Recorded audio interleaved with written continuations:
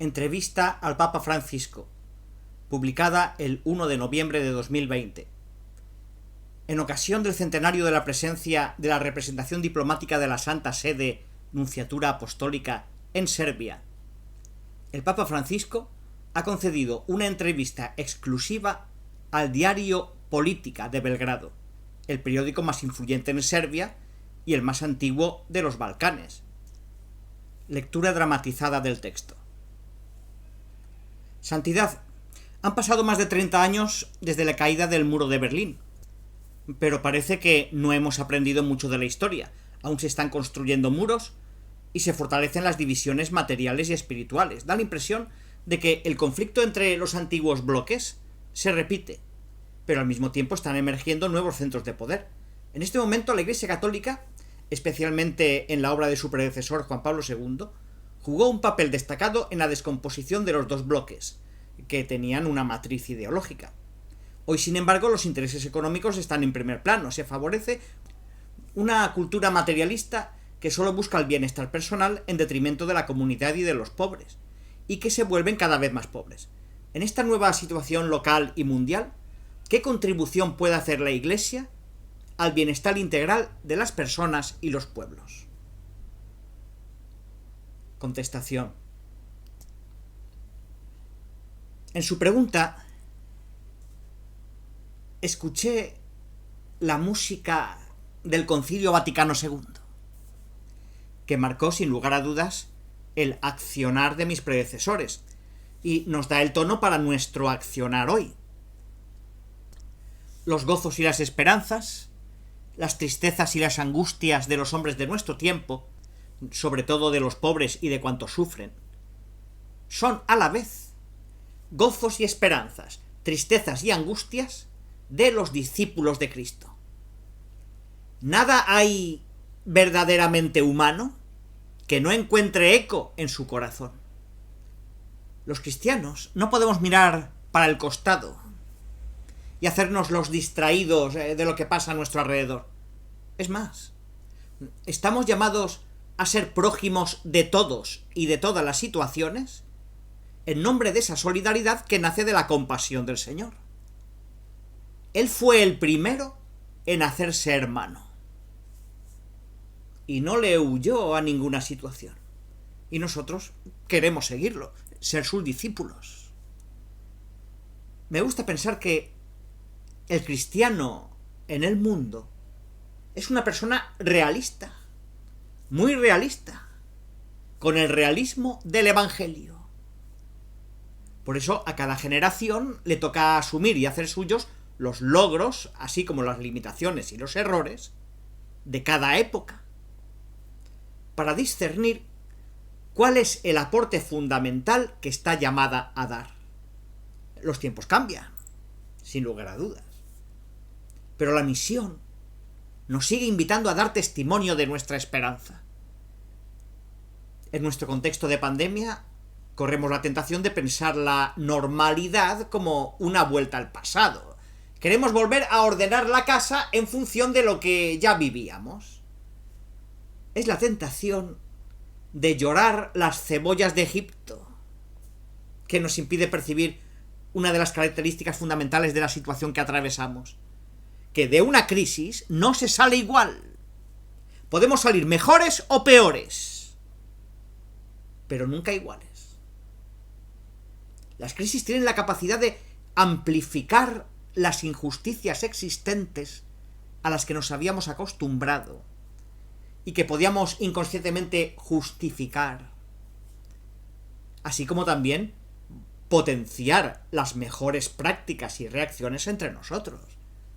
Durante este tiempo constatamos las dos actitudes: auténticos héroes urbanos, armados con la solidaridad y la entrega silenciosa, concreta y cotidiana de quien sabe asumir sus responsabilidades para con el prójimo y buscar soluciones concretas para que nadie quede rezagado. Y por otra parte, el crecimiento de especuladores que sin piedad sacaron rédito de la desgracia ajena, o de aquellos que pensaban solo en sí mismos. Protestaban y se lamentaban de determinadas medidas restrictivas, incapaces de asumir que no todos tienen las mismas posibilidades y recursos para enfrentar la pandemia. Creo que el papel de la Iglesia se inscribe precisamente en esta encrucijada. Nos encontramos en un momento propicio para generar e impulsar procesos a largo plazo. Durante décadas la palabra crisis y cambio se volvieron un lugar común. Crisis social, económica, educativa, ambiental. Se habló y escribió mucho de cambio de época y de la necesidad e importancia de asumirlo como una oportunidad. Hoy deja de ser un lugar común de los discursos y del establishment para volverse una realidad compartida por todos. Necesitamos un cambio. La pandemia puso en crisis nuestros modelos de organización y desarrollo. Puso al descubierto muchas inequidades, graves silencios y omisiones sociales y sanitarias, con muchos hermanos nuestros sometidos a procesos de exclusión y degradación. Y también experimentamos, en tantos casos, la falta de anticuerpos personales y comunitarios para hacerle frente a la crisis. Y esto es fruto de todos los intentos de desprestigiar y olvidar lo que nutrió el alma de nuestros pueblos, en nombre de aparentes rutinas salvadoras que terminan por privarnos de la inmunidad necesaria. Hemos reducido el desarrollo al simple crecimiento económico, olvidándonos de que el auténtico desarrollo debe promover a todos los hombres y a todo el hombre, el progreso de todo el pueblo y para todo el pueblo. No podemos perder de vista que las transformaciones siempre tienen un costo y debemos preguntarnos quiénes lo están pagando. No estamos solos en esto y por tanto no tenemos que responder solos a estas cuestiones. Como Iglesia estamos llamados a convocar a otros actores y estimular procesos que nos ayuden a liberar la mirada cautiva de un mundo que se organizó en torno al poder, la riqueza y la codicia. Convocar para crear una nueva normalidad. Me gusta pensar la normalidad como una misión a cumplir, más que como un dato de hecho o una realidad fáctica e incuestionable. Lo normal no es el pasado, sino lo que anhelamos para nuestros hijos y nietos. Es el mañana a construir, donde la fragmentación social y la exclusión no sea el esquema dominante. La normalidad vivida como misión se jugará en cómo asumamos comunitariamente la fragilidad de nuestros pueblos. Aprender a asumir y abrirnos al dolor y a la vulnerabilidad del prójimo humanizará nuestras comunidades y nos regalará una nueva normalidad donde la dignidad de las personas no sea una declaración de principios, sino una convicción que se traduce en prácticas y estilos de vida bien concretos. Así la normalidad no será la mera continuación del pasado, como tampoco la cancelación de este duro momento, sino una puesta en juego de todos nuestros recursos y creatividades para transformar el presente en el eslabón de una nueva oportunidad. Las cosas pueden cambiar. Ahí tiene que estar la Iglesia, convocando y actuando para que la normalidad que se geste pueda tener el sabor al protocolo con el que un día seremos juzgados. Mateo 25. Si somos capaces de poner a los frágiles y pequeños en el centro, veremos que la multiplicación de los panes no es una linda utopía, sino una realidad. Pregunta. En Europa, desde hace muchos años, se han producido dos procesos fuertes. Por un lado, el renacimiento de los nacionalismos locales, con el peligro de un desmoronamiento interno de las naciones y de la propia Europa, que en este momento atraviesa una fuerte crisis de identidad, acentuada también por la pandemia del coronavirus. Y por otro lado, percibimos una pérdida de la identidad cristiana, cultural e incluso personal, provocada por el fenómeno de la globalización.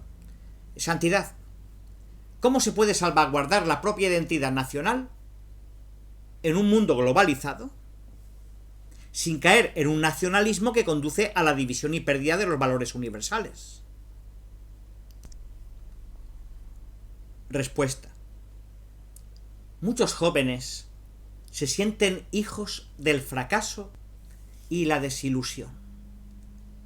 Son varias las generaciones que crecieron en un mundo en cenizas de promesas incumplidas, de violencias de distintos tipos y de crecimiento exponencial y hasta obsceno de beneficios para algunos y de grandes privaciones para muchos. El sálvese quien pueda se impuso en el tejido cultural. Concretamente vemos cómo esto se traduce en la dificultad que tienen para encontrar trabajo.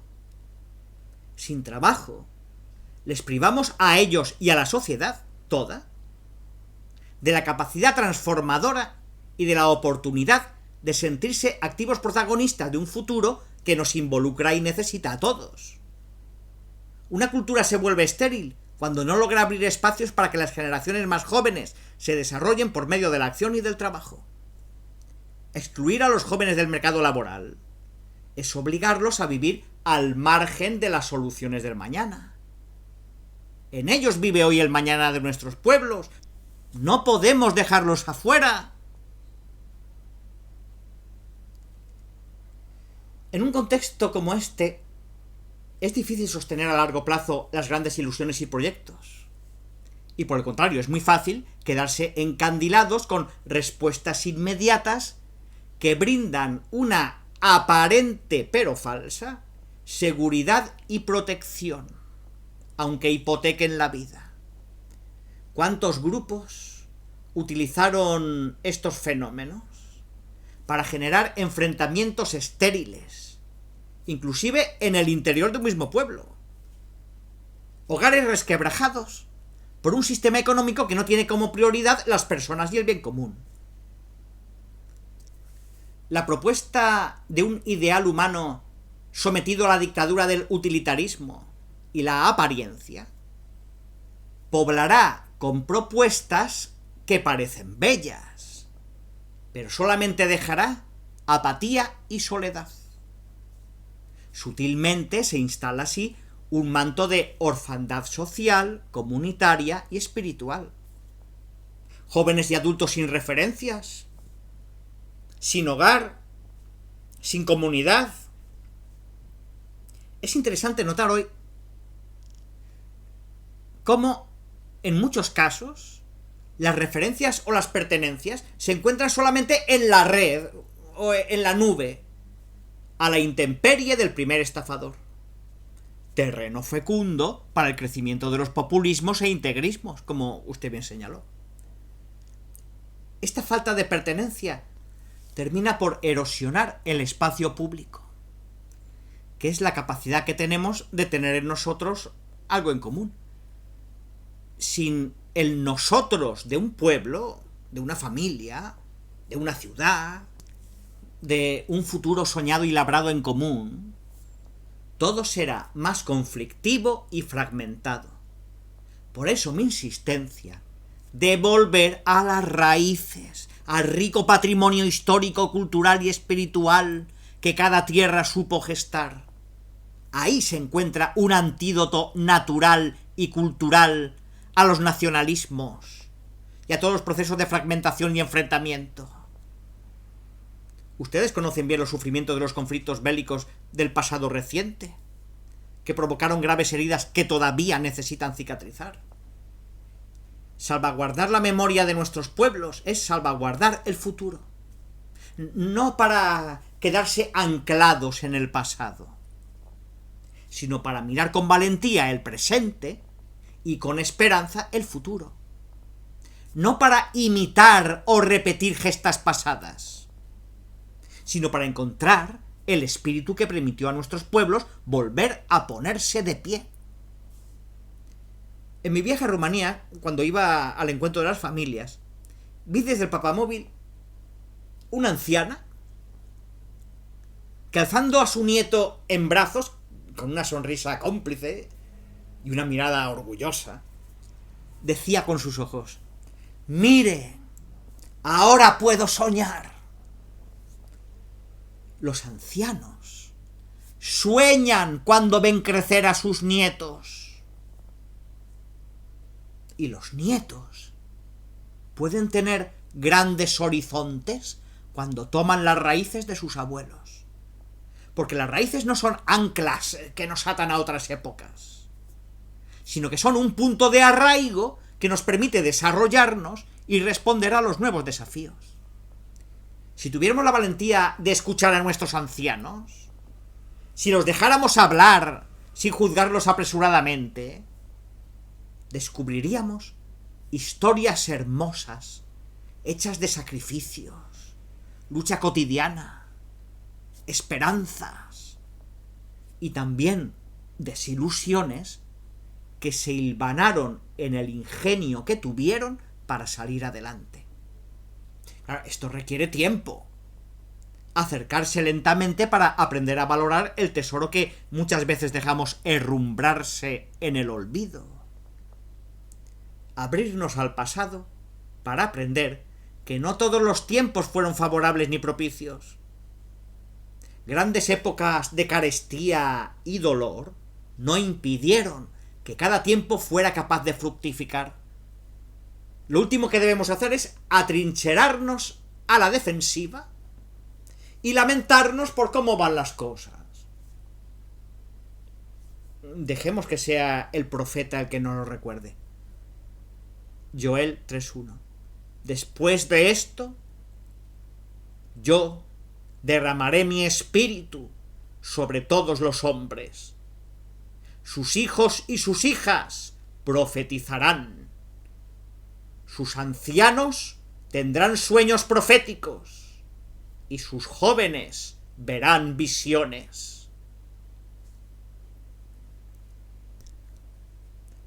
Pregunta.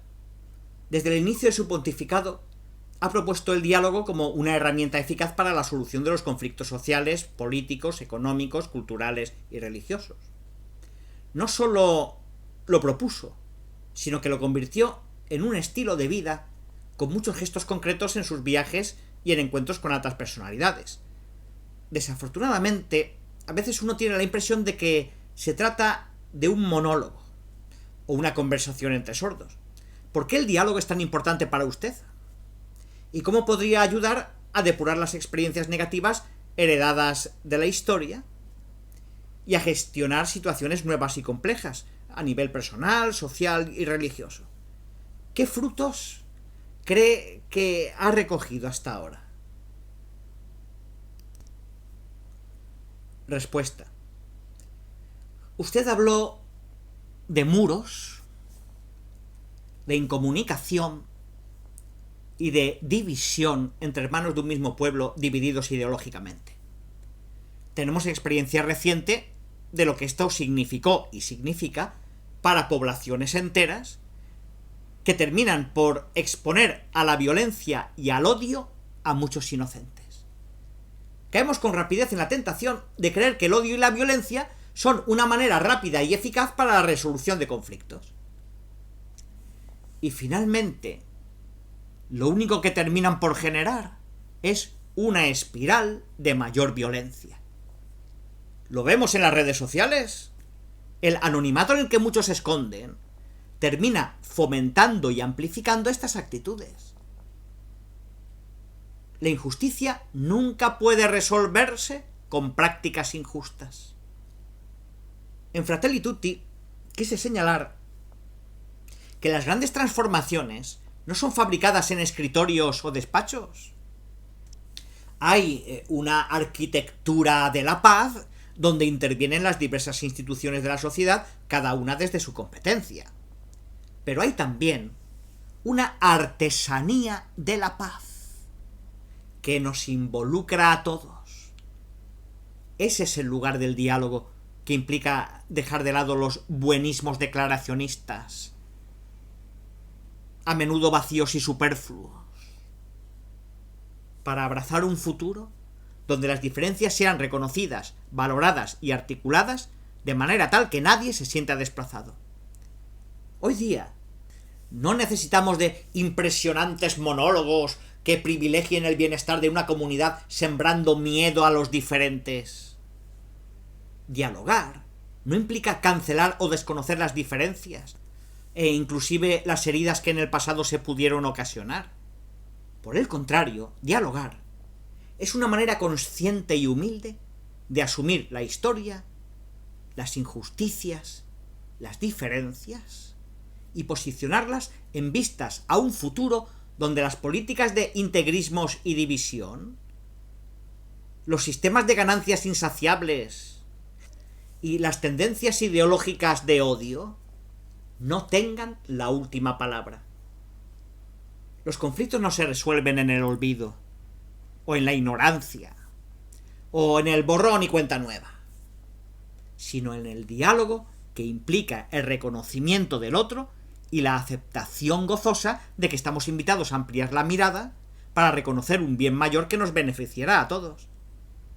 Nadie madura ni alcanza su plenitud encerrándose en sí mismo y en sus convicciones, por válidas que sean. Es importante recordar que una sana apertura nunca atenta contra la identidad, porque al enriquecerse con elementos de otros lugares, una cultura viva no realiza una copia o una mera repetición, sino que integra las novedades a su modo. Sin diálogo, estamos impulsando una cultura de guetos, donde se termina por elegir quién tiene derecho o no a ser considerado persona. Es importante siempre tratar de dejar canales abiertos que nos permitan retomar el contacto y mantener viva la comunicación. Pregunta. Santidad, todos estamos experimentando la pandemia causada por el coronavirus. Ha repetido varias veces que estamos en el mismo barco y que solo seremos salvos si tenemos el valor de trabajar juntos. ¿Qué aportación pueden hacer las religiones para que la sociedad salga de esta experiencia mejor y más fraterna? Respuesta. Me gustaría responder a su pregunta en línea con la respuesta anterior. El diálogo es uno de los instrumentos más privilegiados que poseemos. No solo contra el COVID, sino contra todos los demás conflictos a encarar. En este sentido, las religiones tenemos una misión ineludible a desarrollar. Me gustaría recordar el documento sobre la fraternidad que firmamos con mi hermano el gran imán de Al-Azhar Ahmed Al-Tayeb, donde nos comprometíamos a asumir la cultura del diálogo como camino, la colaboración común como conducta, el conocimiento recíproco como método y criterio, y así desenmascarar los discursos de odio, fanatismos y extremismos de aquellos que quieren manipular e instrumentalizar las religiones y el nombre de Dios para sus intereses mezquinos y prácticas de privilegios. Durante los viajes apostólicos pude constatar lo que no sale ni se vende en grandes titulares, pero que es fuente de esperanza: la buena vecindad entre las religiones. Hay esperanza, porque en muchos rincones de nuestras ciudades y pueblos se respira la sana virtud de la amistad y la buena práctica de la vecindad, condición básica para romper todo tipo de repliegue ideológico de una cultura o de una religión. Frente a la grandilocuencia de tantos opinólogos, he encontrado siempre personas comunes capaces de protagonizar en su entorno inmediato la cultura del encuentro. Reconozco que falta mucho camino a realizar, pero detenerme en estas situaciones me ayuda a reconocer la presencia de Dios en el mundo y en la historia que sigue impulsando la humanidad. Estamos en camino porque el Señor sigue, podríamos decir, colándose de contrabando para que todos podamos reconocernos como hermanos y hermanas. Él es el primero en empeñarse para que podamos vivir la fraternidad. Pregunta. Santidad, imagino que recibe muchas invitaciones, pero siempre ha favorecido a las periferias. Ha estado varias veces en países limítrofes con Serbia. ¿Cuál es el motivo que le lleva a elegir un destino en lugar de otro? ¿Y cuáles son los frutos que suele esperar de sus visitas pastorales? Respuesta. Quiero contarle cómo surgió mi primer viaje apostólico. Un día, entre la correspondencia, llegó una carta del párroco de Lampedusa, en la que me contaba la historia de los supervivientes del Mediterráneo que llegaban a la isla y las dramáticas situaciones que tenían que enfrentar en la mayor de las vulnerabilidades. Despojados de todo su último recurso, era un aliento vital que se volvía clamor por una vida digna de llamarse humana. Pues leyendo esa carta, algo se movió internamente. Sentí la presencia del Señor, que me indicaba el camino. Allí tienes que ir, escuchar, unirte al clamor de estos hermanos. No sentí que yo eligiera el lugar del primer viaje, sino que el Señor me mostró el camino. Podríamos decir que el lugar me eligió a mí. Lampedusa será un signo de lo que el Señor me invitaba a mirar y a priorizar. Desde la periferia somos capaces de descubrir perspectivas, acentuaciones, injusticias, laceraciones y también signos de esperanza, que muchas veces ignoramos desde el centro. Ir a la periferia para ver mejor, para comprender mejor no solo el Evangelio, sino también nuestra propia humanidad. Hacernos prójimos de aquellos que normalmente viven en las periferias es una condición que nos ayudará a vivir mejor nuestra propia humanidad. Si no queremos ir por la vida deshilachándonos, fragmentándonos en la búsqueda vana de la felicidad, el camino a las periferias nos puede regalar un horizonte de plenitud. Es el camino del Señor. Y para la agenda de mis viajes intenté priorizar aquellos lugares donde todavía no se había recibido la visita de un papa, incluidas aquellas regiones en las que la presencia de la Iglesia Católica era casi nula. Poder ir al encuentro y escuchar, celebrar la Eucaristía y descubrir cómo estos hermanos nuestros viven la fe en un contexto de adversidad, nos hace muy bien a todos. Nos mueve el tablero y nos ayuda a posicionarnos nuevamente frente a la misión que tenemos entre manos. Recuerdo que preparando un viaje me dijeron: Santo Padre, son muy pocos los católicos en esa región, ¿por qué no evaluamos otros lugares? Mi respuesta fue instantánea. ¿Esos hermanos nuestros, por ser pocos, tienen menos derechos que el resto? ¿Vivir la fe en contexto de persecución o de minorías se vuelve un testimonio digno de valorar? Convertir la mirada, el corazón y las prioridades para seguir al Señor que se hizo periferia, para que nadie sienta que no tiene lugar en su corazón. Como Iglesia tenemos que crecer en esta conversión. Todos tienen un lugar en sus entrañas de madre. Las periferias están también cerca de cada uno de nosotros, en el centro de la ciudad, en la propia familia.